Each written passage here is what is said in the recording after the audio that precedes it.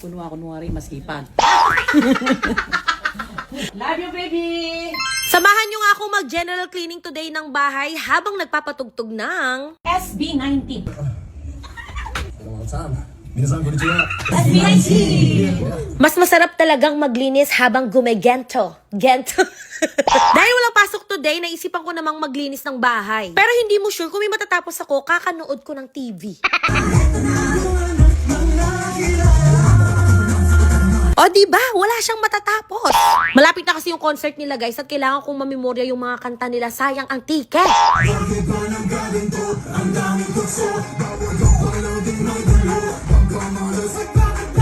Anyway, after ko nga malinis yung sala, dumiretso naman ako dito sa kusina kasi tignan nyo naman nagmukhang patungan na lang. Sa totoo lang guys, hindi pa nagamit ang kusina na to sa pagluluto. Kasi sabi ko nga, display lang tong kitchen na to, pang content lang to.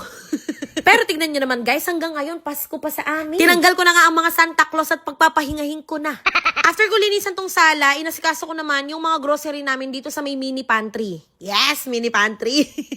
Inuna ko na nga inayos itong mga eco bag, paper bag na naiipon ko kasi hindi ko talaga yan tinatapon. Para pagka nag-grocery, hindi ko rin naman nadadala. Bumibili din ako dun. Ano ba yan? Inayos ko nga yung mga stocks namin kasi gusto kong makita baka may mga nag-e-expire na. Tapos sinunod ko naman tong mga pang Christmas decor ko na itatabi na nga talaga namin kasi naman aabutin na naman to ng bare month. Grabe ang Pasko sa amin, aabutin ng mahal na araw. So pakita ko lang yung pampabango ng bahay namin. Mabibili nyo yan online at maglalagay ako ng link dyan sa comment section. After ng kusina, sinunod ko naman tong kwarto. Finally guys, may maayos na kami na kutsyon na kasya sa bed frame. Bed frame?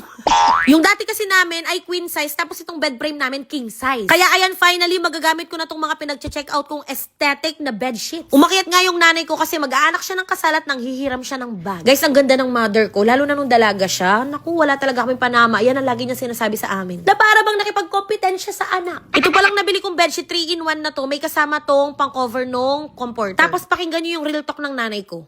Kunwari masipag. Love you, baby!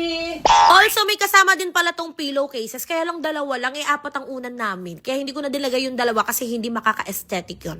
Hindi ko alam kung bumagay sa bed frame namin yung kulay ng bedsheet pero wala na kayong magagawa. Kami naman ang matutulog dyan. Tapos pinakalas na ginawa ko is inayos ko na tong aking mga perfume collection. Yes, collection! Talaga naman, taray.